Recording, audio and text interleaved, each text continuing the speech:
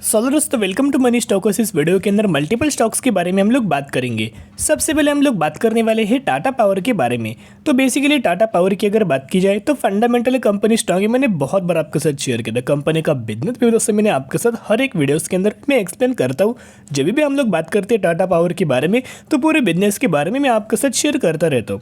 सबसे पहले company power segment से बिलोंग करती है। ओके, पावर के अंदर कंपनी जनरेशन के अंदर भी है और डिस्ट्रीब्यूशन के अंदर भी है। फिर बाद में कंपनी सोलर के अंदर भी कंपनी का बिजनेस है, इलेक्ट्रिक व्हीकल्स के अंदर भी है, एज वेल समय कंपनी रिन्यूएबल एनर्जी के अंदर भी अपना बिजनेस है। तो जिसके चलते अगर आप देखोगे जितने भी सेगमेंट्स कंपनी काम करती है, रेवेन्यूज अपना जनरेट करती है, वो आने वाले फ्यूचर के अंदर हमें डिमांड फुलफिल करने वाले हैं। जो भी कंपनी आने वाले फ्यूचर के अंदर डिमांड फुलफिल करेगी उस कंपनी के रेवेन्यूज के अंदर और उस कंपनी के नेट प्रॉफिट्स के अंदर आने वाले समय के अंदर हमें ग्रोथ निकल के आएगी और कंपनी कम समय के अंदर ज़्यादातर हमें ग्रोथ देखने को मिल जाती है। लेकिन फिर भी हर एक कंपनी यानी कि जैसे कि टाटा पावर है, हर एक पैरामीटर के अंदर बहुत अच्छा परफॉर्म किया है। फिर भी टाटा पावर के अंदर कोई तेज़ी नहीं है। हमें सडन फॉल तो ज़्यादा हुआ नहीं, लेकिन कंपनी 209 रुपये के आसपास हमें ट्रेड कर रही थी ओके परसों के दिन। तभी से हमें कंपनी के अंदर गिरावट नजर आई और आज 202 रुपये की क्लोजिंग हमें नजर आ चुकी है। तो दोस्तों बेसिकली अभी हम आ चुके न्यूज़ के ऊपर। अभी हम बात करेंगे अपडेट्स के बारे में। एक पॉजिटिव अपडेट्स हमें निकल के आया है। Tata power pilots new AI enable energy management system in city. तो बेसिकली आपको बताओगे बहुत ज़्यादा बड़े बड़े जो सिटीज़ होते हैं, मेट्रोपॉलिटन जो सिटीज़ हमें निकल के आती है, जो बड़े बड़े सिटीज़ है, जो स्टेट्स है, हर एक सिटीज़ के अंदर हर एक स्टेट्स के अंदर टाटा पावर दोस्तों क्या कर रहा है, अपनी सर्विसेज प्रोवाइड कर रहा है। सही बात है। तो अपनी सर्विसेज जो टाटा पावर हमें जो प्रोवाइड कर रहा है, बड़े बड़े सिटीज़ के अंदर आपको दोस्तों हाई एंड टेक्नोलॉजी का यूज़ करना होता है कि सबसे फास्ट दोस्तों सर्विस प्रोवाइड करे और कम समय के अंदर हमें सर्विस प्रोवाइड करे और ज़्यादातर कंपनी का रेवेन्यूज हमें सबसे ज़्यादा जनरेट हो। तो उसी रिगार्डिंग दोस्तों हमें एक अपडेट से कि AI के अंदर भी दोस्तों कंपनी हमें अच्छे खासे सिस्टम प्रोवाइड कर रही है, मैनेजमेंट हमें कंपनी कर रही है। तो इस न्यूज़ का भी रिगार्डिंग आपको आने वाले फ्यूचर के अंदर, आने वाले समय के अंदर हमें ज़रूर कुछ ना कुछ आपको बेनिफिट मिल जाएगा। लेकिन जो भी हमें खबर आई है टाटा पावर के लिए तो 100% पॉजिटिव ही हमें खबर है। तो टाटा पावर का पिछले एक सालों का अगर आप परफॉर्मेंस देखोगे तो हमें पिछले एक सालों में 30% की गिरावट के ही अंदर करंटली हमें टाटा पावर बिलोंग कर रहा है। टाटा पावर ने लगभग 3 से 4 बार एक ही लेवल्स के ऊपर सपोर्ट लिया है। एक बार 200 सपोर्ट लिया, फिर 200 रुपये के लेवल्स के ऊपर दूसरा, फिर तीसरा और अभी इसी लेवल्स के आसपास सपोर्ट लेवल के ही आसपास लगातार टाटा पावर हमें ट्रेड कर रहा है। वैसे गिरावट के दोस्तों कोई हमें रीज़न नहीं है। बेसिकली क्या हमें गिरावट हो सकती है? नहीं। अगर मार्केट गिरा तो ही दोस्तों में टाटा पावर नहीं, ओवरऑल सेक्टर के अंदर भी गिरावट आएगी, ओवरऑल स्टॉक्स के अंदर भी गिरावट आएगी। लेकिन ऐसे स्पेसिफिक टाटा पावर के लिए तो कोई हमें नेगेटिव खबर नहीं है। जितने भी खबर है हर एक पॉजिटिव ही खबर टाटा पावर के लिए है। तो अगर आप बाइंग करना चाहते हो, लंबे समय के लिए होल्ड करना, तो ही आपको आने वाले सालों में हमें रिटर्न मिल सकता है। ऐसे जो कंपनीज होती है वो बहुत ज़्यादा इन्वेस्टर को परेशान करते हैं, ऐसा बोल सकते हैं, पैनिक लेवल क्रिएट करती है। लेकिन अगर आप ऐसे समय के अंदर निवेश करेंगे तो ही आपको आने वाले सालों में मल्टीबैग रिटर्न ऐसे टाइप की कंपनीज के अंदर आपको मिल जाएंगे। तो अगर आप टाटा पावर के अंदर बाइंग करना चाहते हो, BOD अप्लाई करना यानी कि buy on the strategy apply करना और लंबे समय के लिए होल्ड करना। अभी हम लोग बात करेंगे IRCTC के बारे में। तो IRCTC का अगर आप आज के दिन का परफॉर्मेंस देखोगे तो 2.5% से ज़्यादा हमें IRCTC के अंदर हमें गिरावट आज के दिन निकल के आई है। उतना दोस्तों मार्केट तो वॉलेटाइल नहीं था, लेकिन फिर भी हमें 2.5% से ज़्यादा आज के दिन IRCTC के अंदर गिरावट नज़र आ चुकी है और 603 रुपये की क्लोजिंग मिल चुकी है। और अगर आप IRCTC के अंदर पिछले 5 दिनों का अगर आप परफॉर्मेंस देखोगे तो हमें पिछले 5 दिनों में ही 7% का फॉल हमें IRCTC के अंदर नज़र आ रहा है।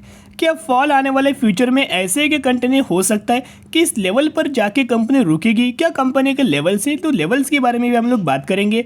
लेकिन जितने भी हमें दोस्तों हमें जो अपडेट्स है वो पॉजिटिव है, लेकिन एक अपडेट्स हमें नेगेटिव है।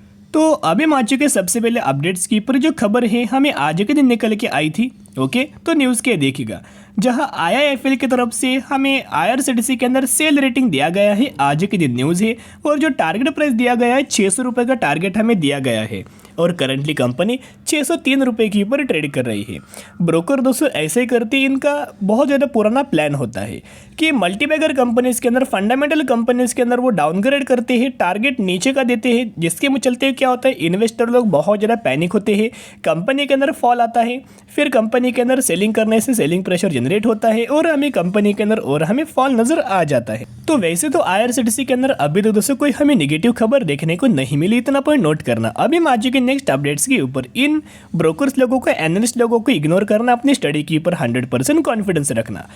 Railways on the roll with 32% jump in earnings from ticket cancelling in last 2 years. यानी कि पिछले 2 सालों में जो टिकट कैंसिलिंग के चलते जो कंपनी को जो रेवेन्यूज कंपनी ने जनरेट किया है, अर्निंग जो कंपनी है उसके अंदर 32% की जंप निकल के आई है।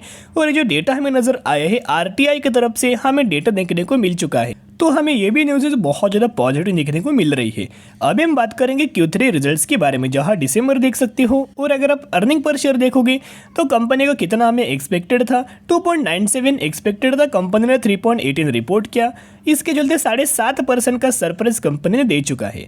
फिर रेवेन्यूज अगर आप देखोगे 860 करोड़ एक्सपेक्टेड था, फिर रिपोर्ट कितना किया 918 करोड़। तो यहाँ 918 करोड़, तो यहाँ आपको 7% की सरप्राइज, 7% की जंप हमें निकल के आ चुकी है। तो जैसे कि मैंने आपके साथ शेयर किया, जो भी हमें IRCTC के अंदर गिरावट हो रही है वो बेसिकली कोई नेगेटिव खबर की वजह से नहीं है। जितना भी अपडेट्स है IRCTC के अंदर, हर एक अपडेट्स हमें पॉजिटिव ही निकल के आ रहा है। अभी हम आ चुके हैं NSE कॉफिल वेबसाइट के ऊपर। तो यहाँ अगर आप देखोगे इंपॉर्टेंट डेटा के बारे में हम लोग बात करेंगे। आपको पता होगा कल के दिन हमें IRCTC का एक्स डेट था डिविडेंड रिगार्डिंग, जो इंटरिम डिविडेंड कंपनी ने अनाउंसमेंट किया था 3.5 पर शेयर का, जिसके हमें एक्स डेट कल के दिन थी 22 फेब के दिन। तो बहुत सारे लोगों को मुझे कमेंट्स आया कि अभी डिविडेंड आप हमारे बैंक अकाउंट के अंदर कब तक क्रेडिट हो जाएगा। आपको पता होगा कि डीमेट अकाउंट के अंदर हमें डिविडेंड दोस्तों क्रेडिट नहीं होता। जो डिविडेंड की जो अमाउंट होती है बैंक अकाउंट के अंदर आपको क्रेडिट हो जाती है। तो कब तक हमारे बैंक अकाउंट के अंदर डिविडेंड की अमाउंट क्रेडिट हो जाएगी? एक्स डेट के बाद, यानी कि 22 फेब के बाद 10 दिन पकड़ सकते हो। ओके, यानी कि ऑलमोस्ट 2 मार्च, 2 से 3 मार्च तक आपके बैंक अकाउंट के अंदर IRCTC का 3.5 पर शेयर का डिविडेंड का बेनिफिट आपको दोस्तों क्रेडिट हो जाएगा आपके बैंक अकाउंट के अंदर। तो अगर आप IRCTC के अंदर बाइंग करना चाहते हो, हर एक गिरावट के अंदर बाइंग कर सकते हो, क्योंकि अभी भी कंपनी 45% की गिरावट के ही अंदर अवेलेबल है और डिस्काउंटेड प्राइस के अंदर ही कंपनी बिलोंग कर रही है। तो बाय ऑन स्ट्रेटेजी अप्लाई करना और लंबे समय के लिए होल्ड करना।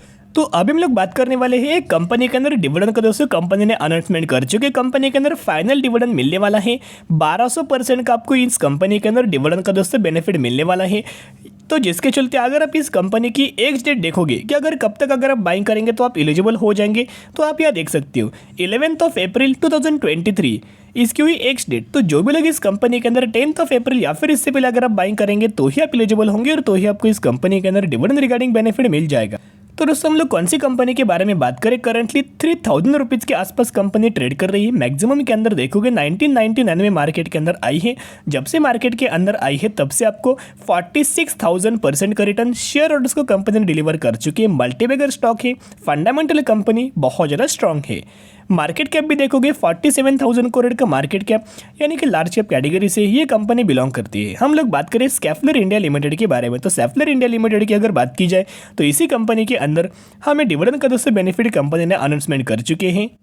और अगर आप स्कैफलर इंडिया का अगर आप अर्निंग्स पर शेयर देखोगे या फिर अगर आप Q3 का रिजल्ट देखोगे तो अर्निंग पर शेयर के अंदर 5.5% का सरप्राइज दिया और रेवेन्यूज के अंदर भी 4% का सरप्राइज कंपनी ने दे चुका है। और अगर आप इस कंपनी के पैरामीटर्स भी देखोगे तो ऑपरेटिंग प्रॉफिट्स के अंदर लगातार जंप है 308 करोड़, 322 करोड़, 319 करोड़, 345 करोड़। तो लगातार हमें ऑपरेटिंग प्रॉफिट्स के अंदर भी जंप है और हमें लगातार नेट प्रॉफिट्स के अंदर भी जंप है। जहां 207 करोड़ के आसपास नेट प्रॉफिट था वही इंक्रीज होकर 231 करोड़ के आसपास हमें कंपनी ने अपना नेट प्रॉफिट जनरेट कर चुका है। तो अगर आप बाइंग करना चाहते हो, बाय ऑन स्ट्रेटेजी अप्लाई करना और लंबे समय के लिए होल्ड करना। सिर्फ डिविडेंड के चलते किसी भी कंपनी के अंदर बाइंग मत करना, बिजनेस के बारे में स्टडी करना और उसके बाद निवेश करना। अब हम लोग बात करेंगे बजाज फाइनेंस के बारे में। तो बजाज फाइनेंस का अगर आप आज के दिन का परफॉर्मेंस देखोगे, कोई ज़्यादा हमें परफॉर्म नहीं किया, नहीं के बराबर क्लोजिंग नजर आई है। पिछले 5 दिनों का परफॉर्मेंस देखोगे तो हमें 3.5% की गिरावट हमें बजाज फाइनेंस के अंदर हो चुकी है। वैसे बजाज फाइनेंस के अंदर भी कोई नेगेटिविटी खबर नहीं है। जितने भी अपडेट्स है, हर एक अपडेट्स बहुत ज़्यादा पॉजिटिव है। तो ये जो गिरावट हो रही है वो बेसिकली अगर आप देखोगे मार्केट की सेंटिमेंट्स की वजह से, मार्केट की वॉलेटिलिटी की वजह से हमें गिरावट नजर आई है। अभी हम आ चुके न्यूज़ की पर बहुत ज़्यादा पॉजिटिव अपडेट्स है। FIIs activities to dedicate domestic market, Apollo tyres, Bajaj finance among top stock speaks.